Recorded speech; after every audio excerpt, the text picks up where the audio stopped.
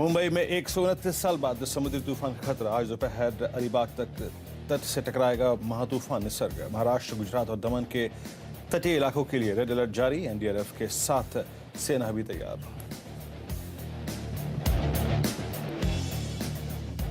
बाजार में लगातार छठे दिन शानदार तेजी। 52 के बाद निफ्टी ने फिर हासिल किया 10,000 का मुकाम।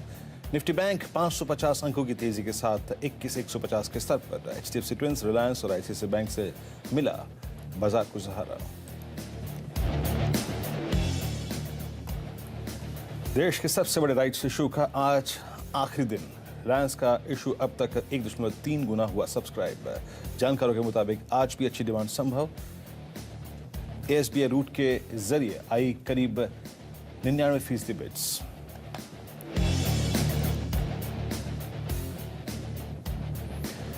चौथी तिमाही में अच्छे नतीजों के दम पर शिखर पर पहुंचा ब्रिटानिया। 7% के उछाल के साथ बना निफ्टी का नवाब। आज लगातार छठे दिन तेजी कायम।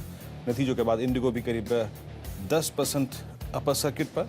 मैनेजमेंट ने अगले साल सुधार होने की जताई उम्मीद।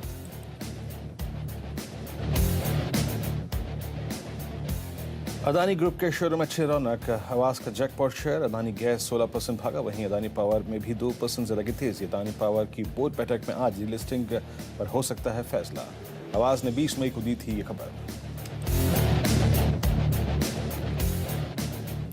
और आज आएंगे अरविंदो फार्मा के तिमाही नतीजे। मुनाफे में करीब 16% का उछाल संभव। बीपीसीएल के भी नतीजे आज। मुनाफे में 625 करोड़ रुपए से घाटे में आ सकती है कंपनी। जीआरएम्स भी नेगेटिव रहने का अनुमान।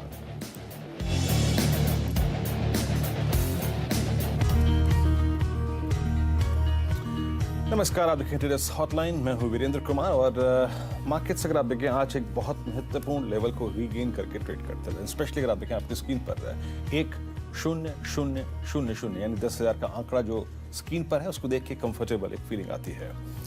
और एक और चीज, इस आंकड़े के साथ यूएस मार्केट के प्राइस बिहेवियर और इंडियन मार्केट्स के प्राइस बिहेवियर में 16 मई तक जो एक डिफरेंशियल क्रिएट हो गया था बहुत बड़ा, उसको बहुत हद तक हमने पूरा किया है। याद रखिए 16 मई से लेकर यानी जिस दिन ये रिवर्सल था आज टिल डेट तक अगर आप एफआईज और डीआईएस के स्ट्रॉन्ग आंकड़ों को देखें तो करीब 23,000 करोड़ रुपए के उसमें आप डील्स का नंबर मिला सकते हैं। तो एक अच्छा बेस तैयार हुआ है। आज के अगर आप देखें गिनर्स में आज बैंकों ने फिर योगदान दिया। ICICI bank, HDFC bank, axis bank और बजाज फाइनेंस। लेकिन एग्जैक्टली हुआ क्या है आज तक? देखिए इंडेक्सेस लेके आइए। फिर कल के ट्रेड्स में प्रॉफिट मिला है। फ्रेंकली स्पीकिंग आज सुबह मेरा टारगेट था करीब 10,200, 10,180। तो कल के ट्रेड्स पे तो प्रॉफिट मिल गया और आपने उसको कन्वर्ट भी कर लिया। लेकिन सही मायने में आज के डे ट्रेडर को कोई ट्रेड नहीं मिला। आज निफ्टी बैंक लेके आइए, क्या जोन था सुबह प्रॉफिट बुक करने का? 21,200। ये भी वहां चला गया, प्रॉफिट भी बुक कर लिया, लेकिन सही मायने में आज के ट्रेडर को अब तक कुछ नहीं मिला। तो उस प्रोस्पेक्टिव से बात करते हैं कि याद रखिए it's a typical cooling of period, जिसे कहते हैं ना बहुत ओवररेटेड हो गए हैं इंडिकेटर्स। शॉर्ट टर्म में इंट्राडे में आपके बहुत ओवरबॉट हो जाते हैं, तो इसको कूलिंग ऑफ चाहिए। लेकिन कूलिंग ऑफ पीरियड में एग्जैक्टली इसका बिहेवियर कैसा है उसको समझने की कोशिश करते हैं। सचिदानंद हमारे साथ मौजूद होंगे, लेकिन उससे पहले प्लीज ऑप्शंस के आंकड़े लेके आइए कि एज अ ट्रेडर अगर आपके पास अभी भी लॉन्ग है या फिर आप लॉन्ग करना चाहते हैं तो आपके दिमाग में कौन से लेवल होने चाहिए। निफ्टी के कॉल्स और पुट्स के आंकड़े लेके आइए। और साथ ही स्क्रीन पर आपके अगर आप देखें मेरी ट्विटर आईडी है, आप मुझको फॉलो कर सकते हैं। अब आप देखिए हो क्या रहा है, स्क्रीन को हल्का सा स्टेबल करके देखिएगा।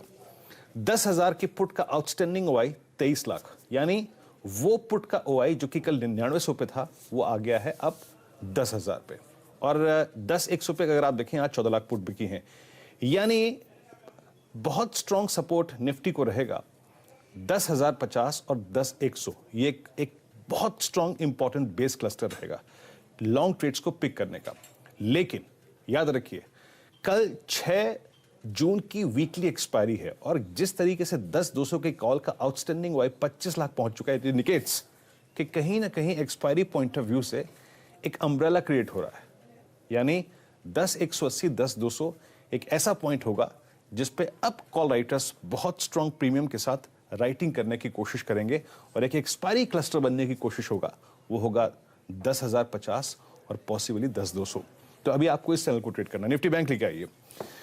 निफ्टी बैंक अगर आप देखें इस बीच अगर आप एसबीआई को देखें डे हाई पे, कैनरा बैंक डे हाई पे, तो पीएसयू बैंक्स जो है वो शॉर्ट कवरिंग जनरेट कर रहे हैं।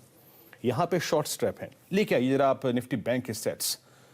निफ्टी बैंक का आज सुबह टारगेट था 21,200, ये गया वहां पे, उसके बाद रिट्रेस हुआ, लेकिन किस चीज को रिस्पेक्ट दे रहा है? आपकी स्क्रीन पे सबसे स्ट्रॉन्ग ओआई कहां पे खड़ा है? 21,000 की पुट पे। तो याद रखिए 20,800 21,000 बेस रहेगा और ऊपर की तरफ 21,500 एक टिपिकल रेजिस्टेंस पॉइंट है।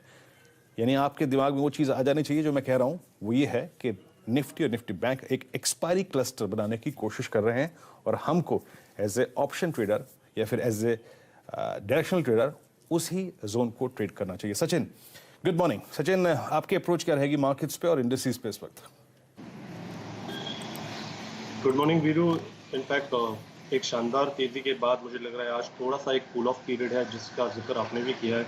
एंड जिस तरीके से कल के एक्सपायरी के लिए पोजीशंस बन रही है, डेफिनेटली यहाँ पर बड़ी वीकनेस नहीं है, बट मुझे लग रहा है एक पर्टिकुलर रेंज में शायद स्लिप हो सकता है आज से मार्केट। तो मुझे लग रहा है ऊपर में जब तक 10,200 कन्विंसिंगली ब्रेक नहीं होता, I think further momentum market को मिलने की उम्मीद थोड़ी सी कम लग रही है। बट ऑन द कॉन्ट्ररी मुझे लग रहा है नीचे में जो 10,000 के आसपास सपोर्ट है, आई थिंक वो काफ़ी कमेंडेबल है। तो मुझे लग रहा है इसी पर्टिकुलर क्लस्टर में निफ्टी थोड़े दिन ऑस्किलेट कर सकता है, एक कूल ऑफ ज़रूर आ सकता है। तो यहाँ पर मुझे लग रहा है फोकस स्टॉक स्पेसिफिक ज़्यादा होगा rather than trading the indices. अगर हम बैंक निफ्टी की भी बात करें तो यहाँ पर भी क्लियरली एक डायरेक्शनल मोमेंटम के लिए और जो तेज़ी चाहिए वो मुझे लग रहा है 21,400 ये ब्रेक होने के बाद मिलेगी। तब तक मुझे लग रहा है 20,800 से लेके 21,000 इस पर्टिकुलर रेंज में के आसपास एक बार ड्रिफ्ट होना चाहिए bank Nifty. But overall clustering है, मुझे लग रहा है थोड़ा सा साइडवेज कंसोलिडेशन मोड में जा सकते हैं indices, but stock specific moves काफ़ी बेहतरीन मिल सकती है अगले कुछ दिनों में। ओके, चलिए अब दर्शकों से